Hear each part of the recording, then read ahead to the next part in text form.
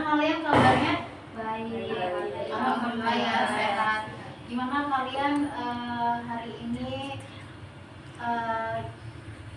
Saya pribadi ya minta waktunya ya buat kalian. Kalian di sini semoga bisa membantu dan menyempatkan pada kegiatan hari ini ya. Terima kasih juga ya kalian udah bisa hadir dalam kegiatan ini ya. Terus sebelumnya kita memulai pada kegiatan ini, kita lebih baik berdoa terlebih dahulu agar kegiatan hari ini kita berjalan dengan lancar dan dimudahkan dalam segala hal. Untuk memimpin doa, siapa yang mau? Aku. Ya, boleh. Sebelumnya untuk memulai kegiatan hari ini, mari kita bersama-sama membuka acara ini dengan melafazkan basmalah. Bismillahirrahmanirrahim. Berdoa selesai ya. Di sini kalian belum pada kenal ya satu sama lain ya. Belum pada kenal nih. Di sini saya mau kita ini berkenalan ya. Di sini kita akan kenalan secara rileks ya, biar kita santai akan menjalankan kegiatan ini ya. Santai aja, nggak apa-apa gitu, nggak usah tegang-tegang, nggak usah malu-malu segala, udah santai. Jadi di sini kita akan berkenalan dengan secara game ya, biar kita rileks, santai kayak gitu. Nah jadi seperti ini perkenalannya. Saya contohkan ya. Nama saya Ika, warna favorit saya pink kayak gitu ya. Nanti bisa dimulai dari sebelah kanan ya, nanti dilanjut sampai terakhir ya, kayak gitu biar nanti kalian kenal satu sama lain. Bisa dimulai, bisa dipahamin? Ya. Ayo dimulai ya. Nama saya Intan. Warna favorit saya warna biru. Nama saya Salsa. Warna favorit saya pink.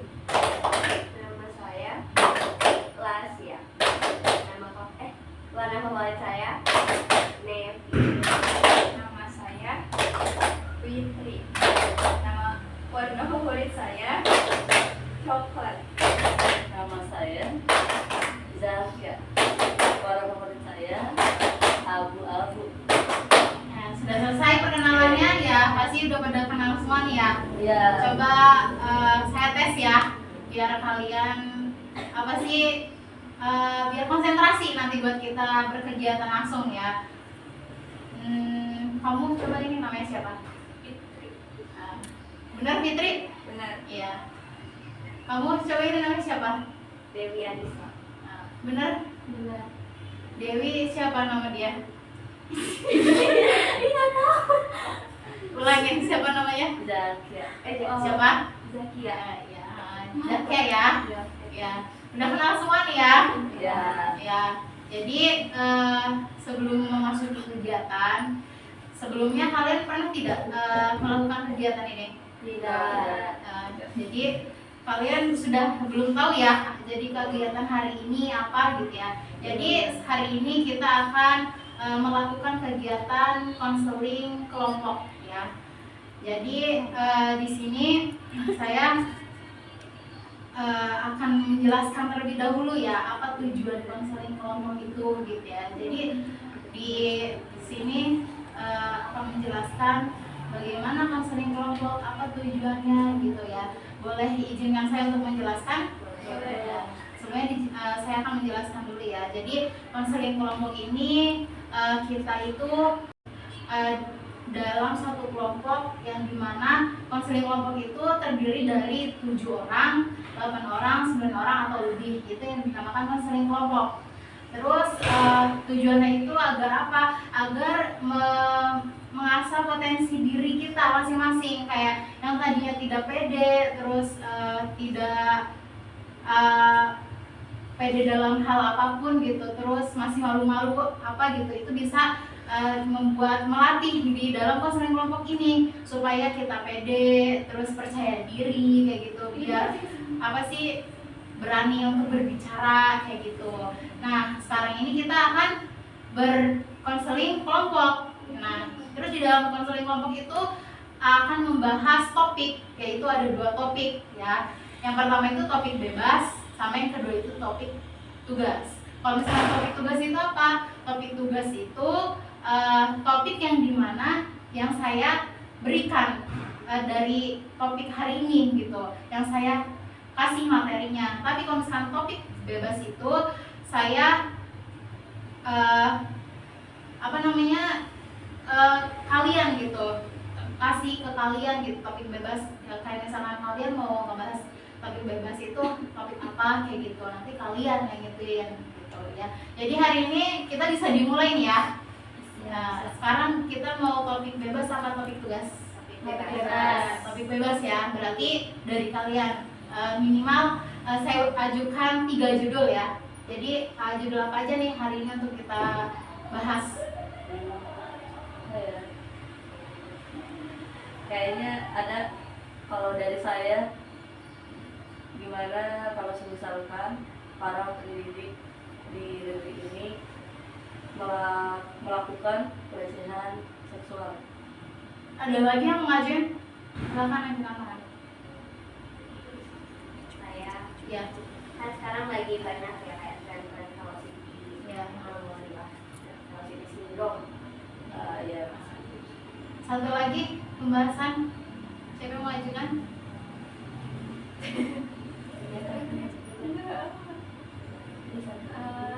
Gimana kalau kita membahas tentang perselingkuhan?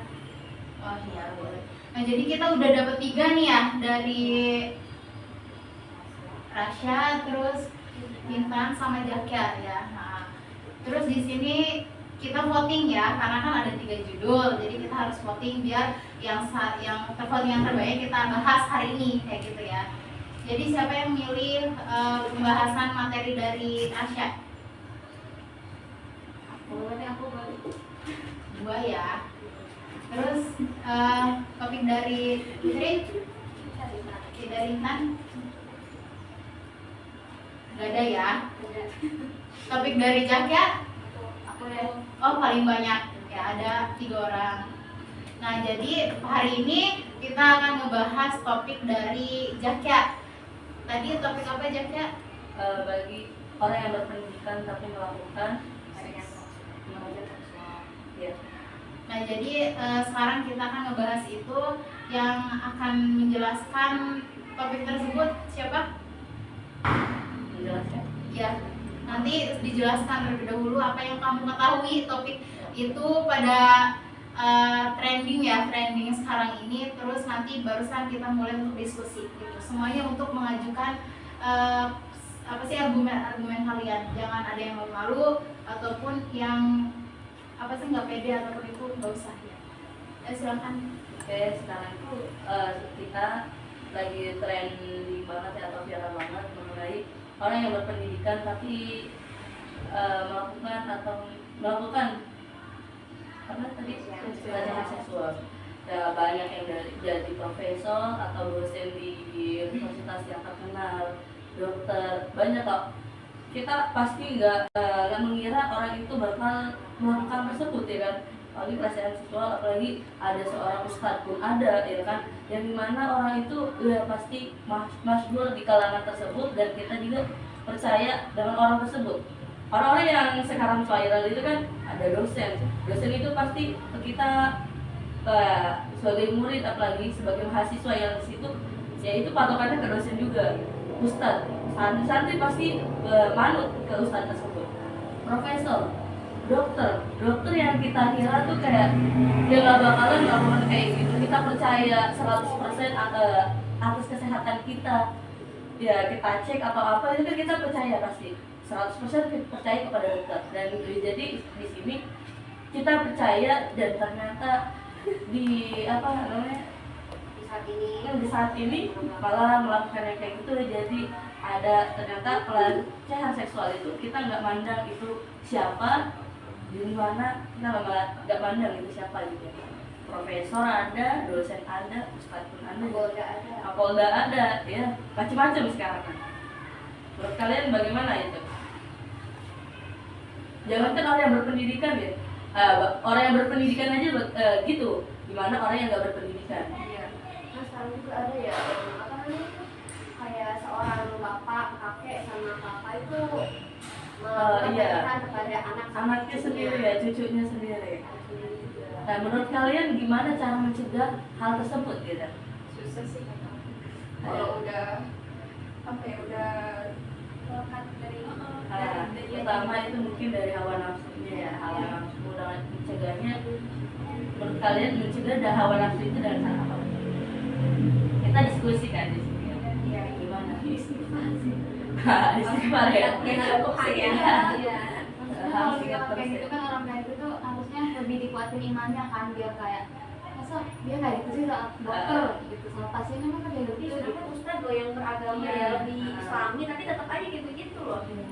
Kadang hawa nafsu itu kan kadang syaitan itu kan ya lebih kuat dari ini gitu. bagus dari kamu udah bagus penyampaiannya. Yang lain mau berargumentasi ya silakan masukkan saja gitu. Argumentasi kenapa orang sependidikan itu bisa melakukan kayak gitu. Menurut kalian ada salah satu di antara kalian gimana sih? Kurang layak atau pantas? mungkin hilaf. Jelas Kita ya. nggak mungkin melakukan itu ya. Iya ya. Karena terlalu menuruti hawa nafsu nggak mikir dia siapa gitu. Nggak mikir dampaknya kali Dampaknya. keluarganya. Kan dampaknya besar ya ke keluarga, ke istri yang udah punya istri, gitu, ke anak-anaknya, ke jabatannya. Nah, mereka tuh mikirnya ke Hawa nafsu Hawa nafsu. dan kedepannya itu kan melanggar pada etik. ya dengan kode etik pekerjaan. Iya. Jadi dampaknya tuh ke semuanya ya, Iya. dari jabatan dia, dari mengatasnamakan dosen. Jadi kan semua ini ya. Tidak percaya sama dosen. Iya, jadi Dosen baik jadi kena. profesor ini semuanya ustad apalagi gitu kan. Jadi dampaknya ke keluarga, ke jabatan, atas nama dia semuanya ya. Jadi Padahal kan di dokter kan sana kan ada itu ya janji sebelumnya itu kan ya. ada sumpahnya lagi. Kok bisa gitu tetap melakukan pelecehan seksual tersebut?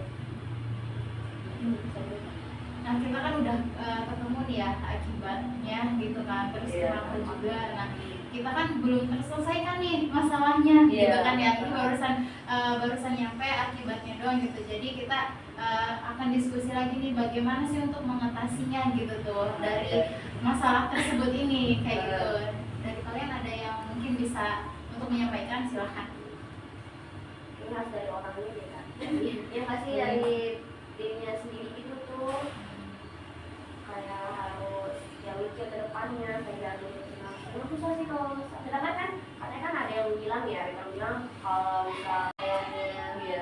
pakaian, sedangkan pakaian tuh nggak ngaruh gitu loh kan banyak ya Asalkan yang dari dia sendirinya ya. iya kan sedangkan banyak kan yang udah berpakaian muslim tapi tetap aja kan Iya.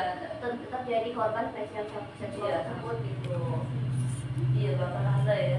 Ya udah tertutup tapi terkena gitu. Itu harusnya dihapus tuh alasan kayak gitu kan banyak yang bilang pakaian gitu kan ada ya anak kecil SD kan tetap aja kena. jadi itu tergantung masing-masing pribadinya. Iya. Mau ada kalau cara mencegahnya pun dari sendirinya. Iya. Gimana kan ada yang kayak tadi kamu bilang nggak istighfar dengan mengingat Allah, mengingat Tuhannya gitu kan ya. Ada juga yang mencegahnya dengan ya mengingat istrinya. Iya. Ya ada yang harus mencegahnya itu dengan mengingat jabatan dia. Iya, anaknya. Jadi harus diingat aja dampak kedepannya itu bakal apa gitu ya. Jadi mungkin mencegahnya itu ya harus dengan alasan dia pribadinya masing-masing. Kayak misal ingat ada jejak digital. Iya. Udah, yang lain ada yang mau menyampaikan lagi yang belum nih? Silahkan sampaikan. Gimana? Apakah ada cara lain atau ada masukan lain untuk mengatasi masalah ini nih tidak agar terjadi lagi kayak gitu? Tapi ya kan sekarang tuh banyak banget kan ya yang melakukan kayak gitu. Ada aja yang ketahuan, ada aja yang enggak gitu ya. Mungkin kan kalau yang ketahuan bisa aja ada yang laporin ke polisi. Mungkin ntar si orangnya di penjara kan. Itu termasuk pencegahan nggak sih atau apa? Biar jerah mungkin dihukum juga. mungkin pencegahan bagi orang lain ya yang melihat Iya. ya Membuat diri Oh, sendiri. Iya. Biar tidak ada korban selanjutnya. Iya. Cuma karena kan ada ya yang melakukannya kan nggak berani speak up karena kan Iya. banyak orang menyalahkan korban. Mm-mm. Makanya banyak orang banyak yang belum berani, banyak yang belum ketahuan itu karena mereka tuh belum berani speak up karena banyak yang menyalahkan korban. Korban itu justru nggak bisa ngelaporin karena dia mentalnya Iya, kena, iya. dia juga pasti psikolognya kena, malu gimana kalau misalkan dia laporan dia malu ya, jadi semua orang bisa mentalnya. Sudah terselesaikan ya. Jadi Iya. masalah pada hari ini ya. Nah, Jadi sekarang kita bikin kesimpulannya ya. Jadi siapa yang mau dari kalian untuk menyimpulkan dari topik hari ini?